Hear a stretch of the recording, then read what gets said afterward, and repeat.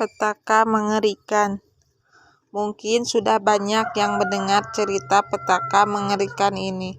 Keluarga keturunan Cina beranggota 4 orang, ditambah seorang wanita yang telah hamil, yaitu adik kandung sang ibu. Mereka tinggal di sebuah rumah di Bilangan, Jakarta Barat. Pemilik rumah yang terlihat mewah dibanding rumah yang lainnya itu dikenal sebagai keluarga yang baik dan ramah. Walaupun mereka adalah orang yang kaya karena sang ayah adalah pengusaha penyewaan kapal. Karena usahanya itu, sang ayah mempunyai banyak kaleng-kaleng cat dan barang lain dan untuk kebutuhan mengecat kapal agar tak cepat berkarat. Kaleng-kaleng itu ditempatkan di garasi di sebelah mobilnya.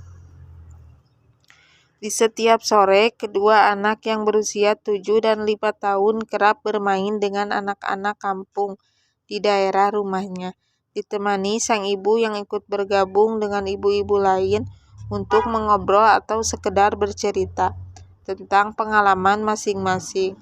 Menurut warga sekitar, mereka sungguh keluarga yang sangat baik dan jauh dari petaka mengerikan. Karena penghasilan yang cukup besar, sang ayah telah membeli sebuah hunian baru di daerah Kedoya yang mereka telah sepakat untuk segera pindah.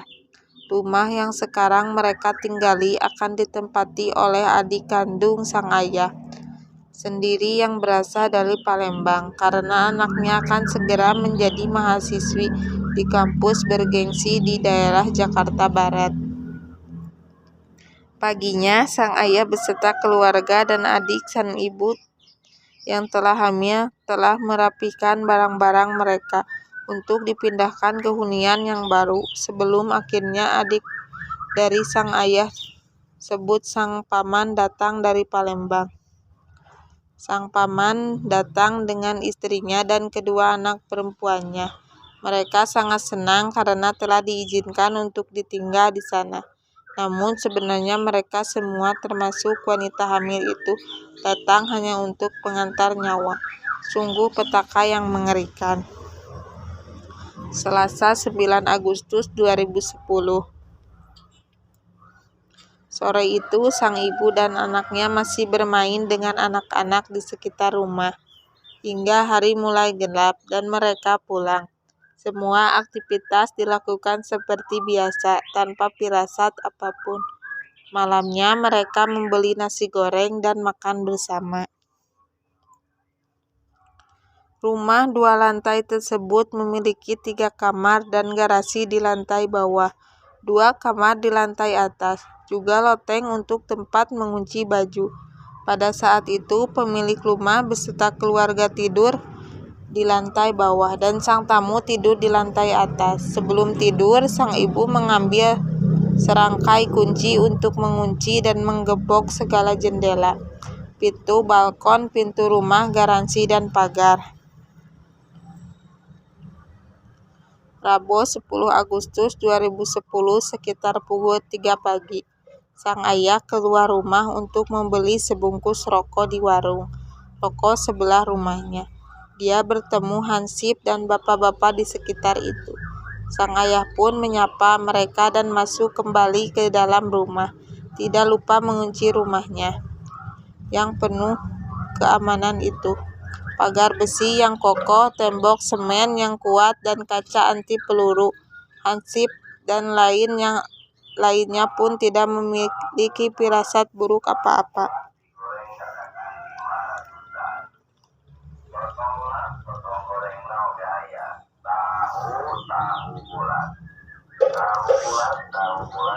Satu jam kemudian, terlihat perincikan api jatuh ke teras rumah dan merambat hingga garasi.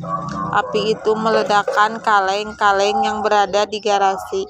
Dengan cepat, api membakar daerah depan rumah itu dan mulai merambat ke bagian atas.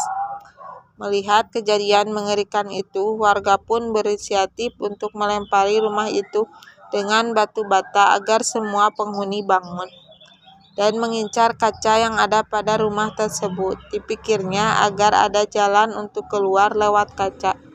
yang pecah. Namun karena anti peluru, kaca itu tidak juga pecah. Untuk itu, dengan cepat meledakkan kaleng-kaleng dan kompor gas di rumah itu.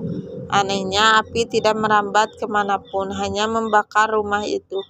Lurus merapat ke atas, tidak menyamping ke depan atau ke belakang. Padahal di belakang rumah itu adalah rumah yang terbuat dari kayu-kayu. Pemilik rumah itu pun berhasil keluar, dikarenakan terlalu panik untuk membuka gembok yang mengunci semua pintu rumah tersebut. Rangkaian kunci yang banyak itu pun sama sekali tidak membantu penghuni rumah. Pemadam kebakaran baru datang setelah api berkoar besar. Namun semua orang di rumah tersebut tidak dapat tertolong. Setelah api padam, posisi dan warna pun berhasil masuk ke rumah itu dan menemukan semua orang telah hangus terbakar. Di lantai bawah ditemukan satu keluarga mati berpelukan di kamar mandi yang logikanya basah.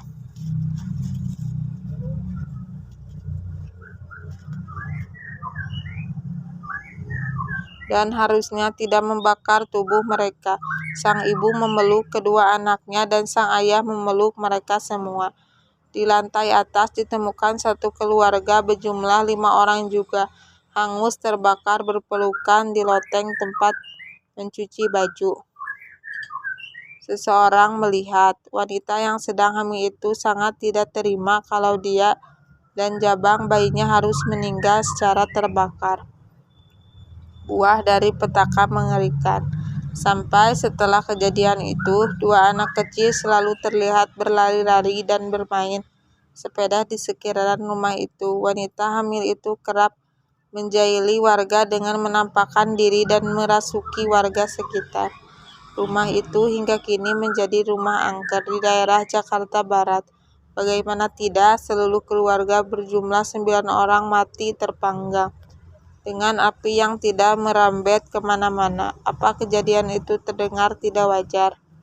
Mengapa api tidak mengembat ke bangunan kayu warga sekitaran dengan suasana pagi yang berangin dan rumah yang berdempetan?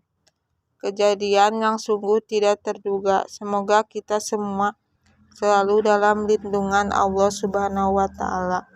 Amin.